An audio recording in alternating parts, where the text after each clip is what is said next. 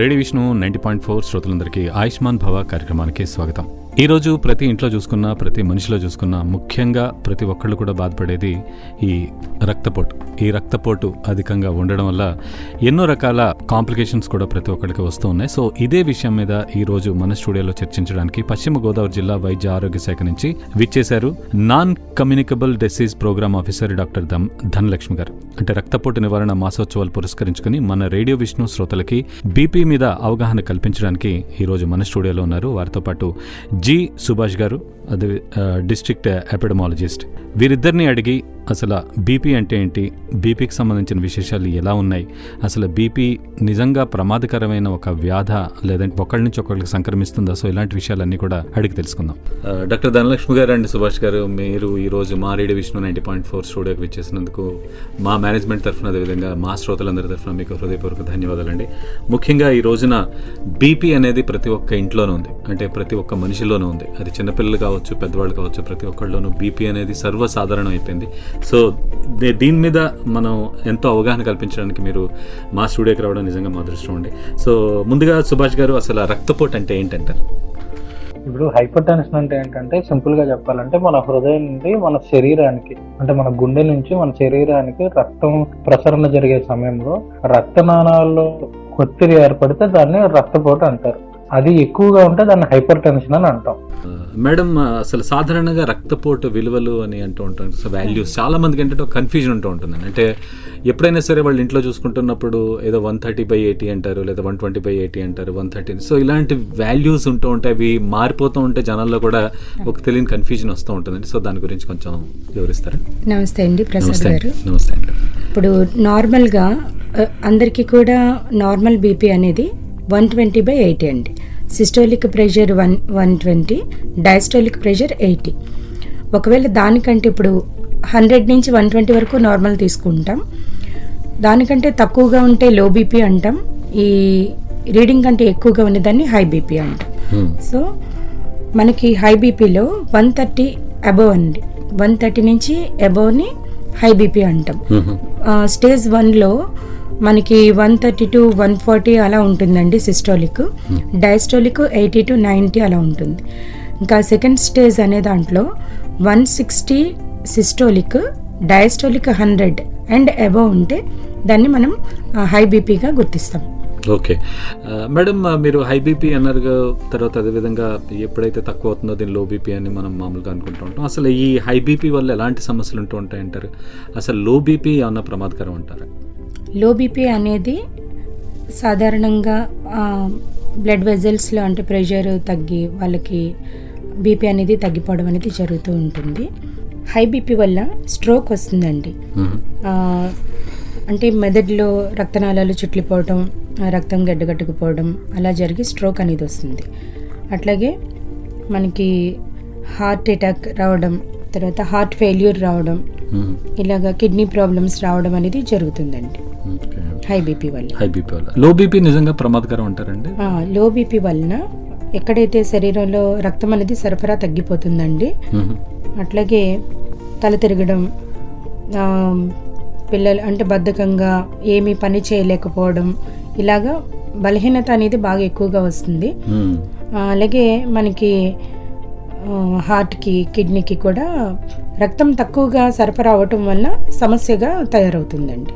సుభాష్ గారు, ఈ రోజుల్లో చూసుకుంటానండి ప్రతి ఒక్కళ్ళు జంక్ ఫుడ్ తినేస్తూ ఉంటారు. ఆయన మాకు బీపీ రాకూడదు అనుకుంటూ ఉంటారు. సో అసలు నిజంగా బీపీని కనుక నియంత్రించాలి అనుకుంటే ఎలాంటి ఆహార నియమాలు పాటిస్తే బాగుంటుందండి? సో జనరల్గా అందరికీ తెలిసిన విధంగా మనకి ఏంటంటే ఉప్పు అనేది మనం తెలియకుండానే మన డైలీ లైఫ్లో ఎక్కువ తీసేసుకుంటున్నాము.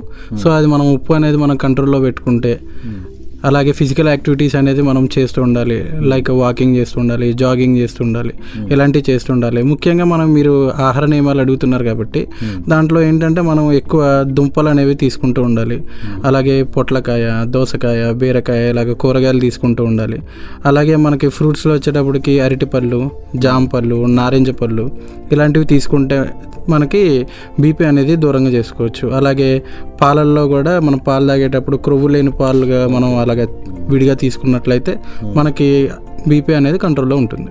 సో ఆశిద్దామండి, ఎందుకంటే చాలామంది ఏంటంటే కరోనా తర్వాత వాళ్ళ ఫుడ్ హ్యాబిట్స్ మీద చాలా మందికి అవగాహన అనేది వచ్చింది, కానీ ఇంకా కొంతమంది ఆ ఫుడ్ హ్యాబిట్స్ని ఇంకా మార్చుకోవాల్సిన అవసరం చాలా మటుకు ఉందని అనుకుంటానండి.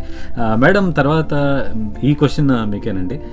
ఇప్పుడు అసలు వ్యాయామం అనేది నిజంగా అవసరం అంటారా బీపీ కంట్రోల్లో ఉండాలంటే? చాలా అవసరం అండి. వ్యాయామం అనేది బీపీ ఒకటే కదండి, షుగర్ గురించి దేనికైనా సరే వ్యాయామం అనేది చాలా అత్యవసరం అండి. మనకి ఫస్ట్ ప్రతిరోజు కూడా ఉదయాన్నే ఒక 30 నిమిషాల పాటు వాకింగ్ చేస్తే అది మనకి ఎంతో చక్కటి హెల్త్ని ఇస్తుందండి. అలాగే సైక్లింగ్ చేసిన తర్వాత స్విమ్మింగ్ చేసిన, ఎవరు చేయగలిగినట్టుగా, లేకపోతే యోగాసనాలు వేసిన, ఎటువంటిదైనా సరే వ్యాయామం అనేది నిత్యము చేయాలండి. అలాగే మెడిటేషన్ కూడా చాలా మనకి బీపీని కంట్రోల్లో పెట్టుకోవడానికి ఉపయోగపడుతుందండి. సో అంటే ఖచ్చితంగా వ్యాయామం చేస్తే మాత్రం ఎంతో అంత వాళ్ళకి ఖచ్చితంగా ఉపయోగం ఉంటుంది అంటారు. సార్ సుభాష్ గారు, బీపీ ఉన్న వాళ్ళు అసలు తీసుకోవాల్సిన జాగ్రత్తలు ఏంటంటే? మొదటగా మనం ఆహారం అనేది నియంత్రణలో పెట్టుకోవాలండి. చాలా కంట్రోల్గా ఉప్పు అనేది తీసుకోవాలి.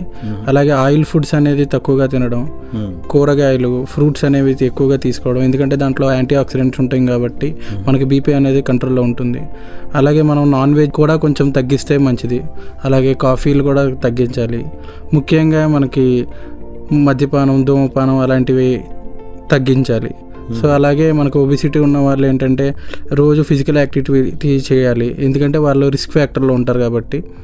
అలాగే మనం బరువు తగ్గడానికి మనం ప్రయత్నిస్తూ ఉండాలి, ఎందుకంటే బరువు ఎక్కువ ఉండడం వల్ల కూడా మనకి బీపీ అనేది ఫ్లక్చువేట్ అవుతూ ఉంటుంది.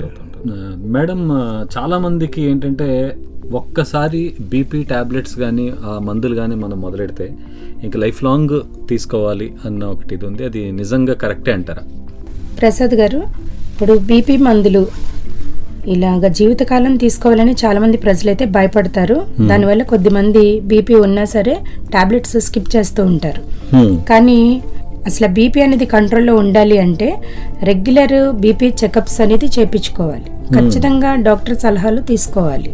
అలాగే ఇచ్చిన మెడికేషన్ ఏదైతే ఉందో అది రెగ్యులర్గా వాడాలండి. సో అప్పుడు వాళ్ళకి కంట్రోల్లో ఉంటుంది. వాళ్ళ food habits, life style changes ఉండాలి. ఇట్లాగే మంచి ఆహారపు అలవాట్లు అలవర్చుకోవాలి.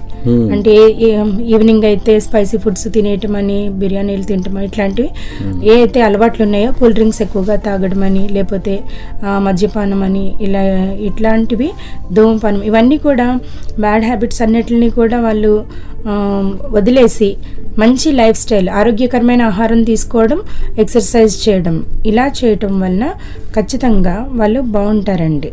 జీవితకాలం అంటే కంట్రోల్లో ఉంటే, ఇప్పుడు హై పవర్స్ వేసుకునే వాళ్ళు లో పవర్లోకి వస్తారు, అట్లా జరుగుతుందండి.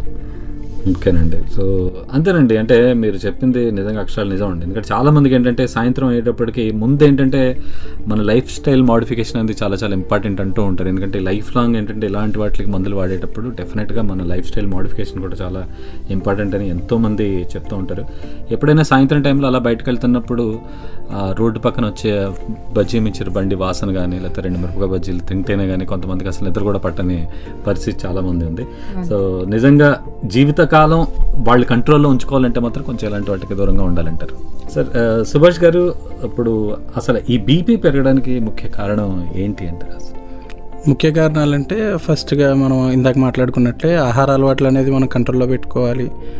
నెక్స్ట్ అలాగే సెడెంటరీ లైఫ్ స్టైల్కి అలవాటు పడిపోయాం.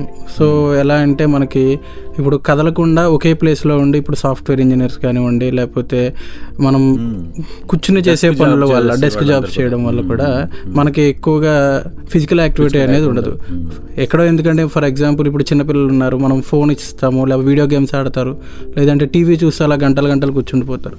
దీనివల్ల పిల్లల్లో కూడా బీపీ వచ్చే అవకాశాలు ఉంటాయి. అలాగే మనకి ఫిజికల్ యాక్టివిటీ అనేది లేకపోవడం వల్ల మెయిన్గా ఇది ఒకటి జరుగుతుంది. అలాగే మానసిక ఒత్తిడి వల్ల కూడా మనకు అవకాశాలు ఉంటాయి. అదేవిధంగా మనకి ఇప్పుడు food habits, junk foods. So మనం అనుకుంటాం అన్ని కరెక్ట్గానే ఉన్నా కూడా మనకి బీపీ ఎందుకు వస్తుందంటే ఇంకొక కారణం ఏంటంటే హెరిడిటరీ వల్ల కూడా రావచ్చు. మేడం, అసలు చాలా రోగాలకి డిఫరెంట్ ఫుడ్స్ ఉంటూ ఉంటాయండి. అలా బీపీకి కూడా ఏమన్నా స్పెషల్ డైట్ అనేది ఏమన్నా ఫాలో అవ్వాలంటారా బీపీ ఉన్న వాళ్ళు? అవును సార్, ఖచ్చితంగా ఆయిల్ ఇంటేక్ అనేది తగ్గిపోవాలి సార్. అసలు ఆయిల్ అనేది ఎక్కువగా తీసుకోకూడదు. ఆయిల్ లేని ఫుడ్ ప్రిఫర్ చేయాలి. అలాగే స్పైసెస్ అన్నీ కూడా మానివేయాలి.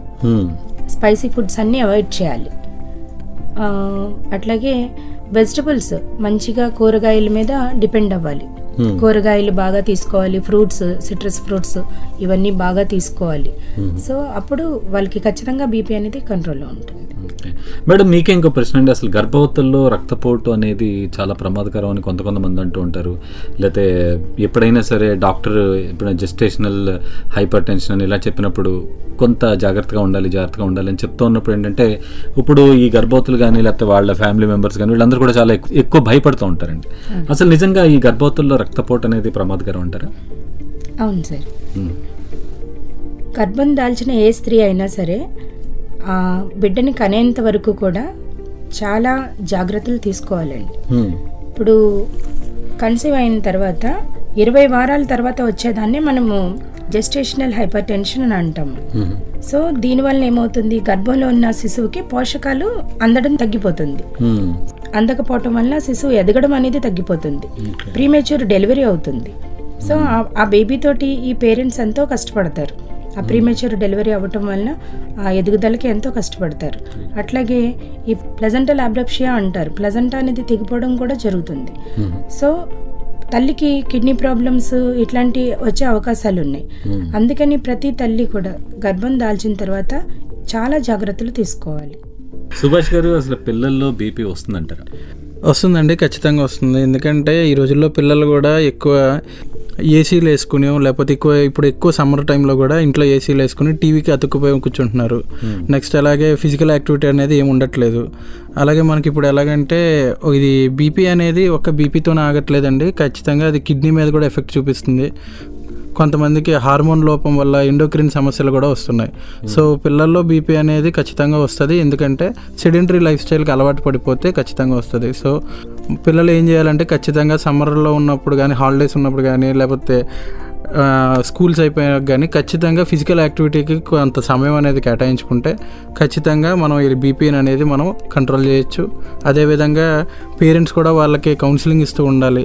లైక్ మానసిక ఒత్తిడి లేకుండా ఇలా వాళ్ళు గైడ్ చేస్తుంటే ఖచ్చితంగా వాళ్ళకి పిల్లలకి బీపీ అనేది రాకుండా, అలాగే సరైన ఫుడ్ హ్యాబిట్స్ వాళ్ళకి అలవాటు చేస్తే మనం అవాయిడ్ చేయొచ్చు.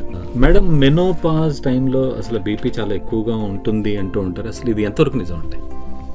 సార్, ఇప్పుడు మెనోపాజల్ సమయంలో హార్మోనల్ ఇంబ్యాలెన్స్ అనేది అవుతుందండి. ఎందుకంటే ఈస్ట్రోజన్ అనే హార్మోన్ తగ్గిపోతుంది. సో ఎప్పుడైతే ఈస్ట్రోజన్ అనే హార్మోన్ తగ్గిపోతుందో బీపీ పెరగడానికి ఛాన్స్ ఉందండి.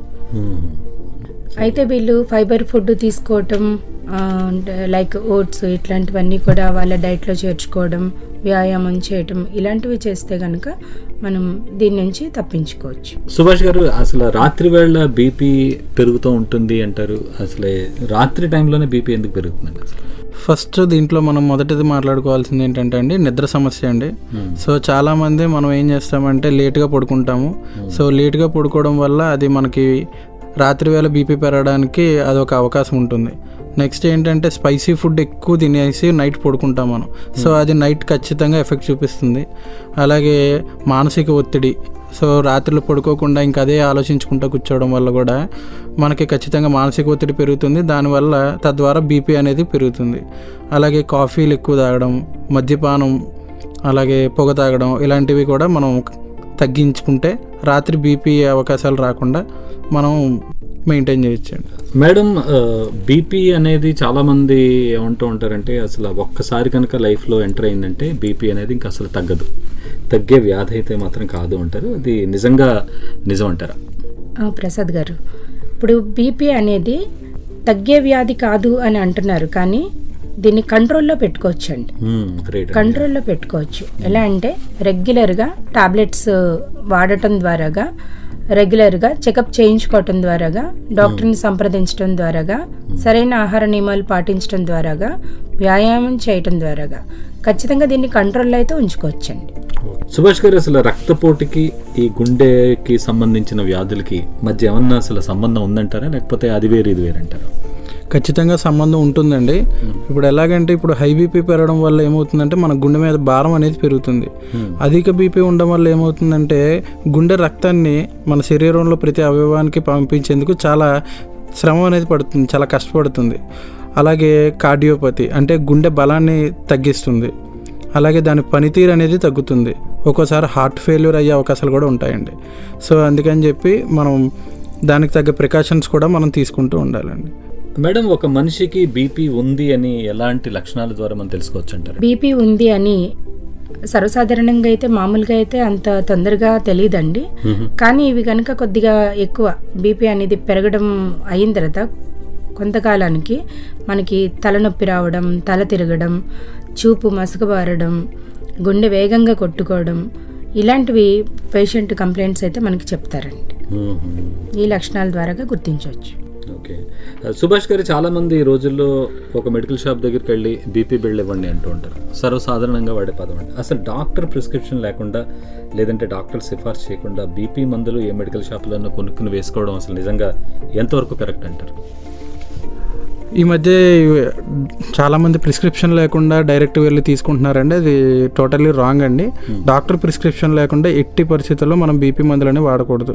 మన దగ్గర పాత మందులు ఉన్నా అవే కంటిన్యూ చేయడం ఇలాంటివి చేయకూడదు. ఏం చేసినా మన మందుల విషయంలో మాత్రం ఖచ్చితంగా మనం డాక్టర్ని సంప్రదించే మనం మందులు తీసుకోవాలండి. సో డాక్టర్ ధనలక్ష్మి గారు అండ్ సుభాష్ గారు ఈరోజు మా రేడియో శ్రోతలకి ఎన్నో విషయాలు చెప్పారు. అంటే బీపీ అనేది ఎలా ఉంటుంది, ఏంటి, ఎన్నో విషయాలు, వాళ్ళు తెలుసుకోలేని విషయాలు, అదేవిధంగా ఎక్కడ వినని విషయాలన్నీ కూడా ఈరోజు మా రేడియో విష్ణు స్టేషన్కి వచ్చి జనాల్లో ఒక అవగాహన అనేది పెంచారు మేడం. అండ్ పెంచారు sir, thank you so much అండి. సో ఈ రక్తపోటు నివారణ మాసోత్సవాల సందర్భంగా మీరు ఈరోజు మా స్టూడియోకి రావడం ఎంతో ఆనందకరం అండి. మీకు మా రేడియో విష్ణు 90.4 తరఫు నుంచి మీ ఇద్దరికి హృదయపూర్వక ధన్యవాదాలండి. ధన్యవాదాలు.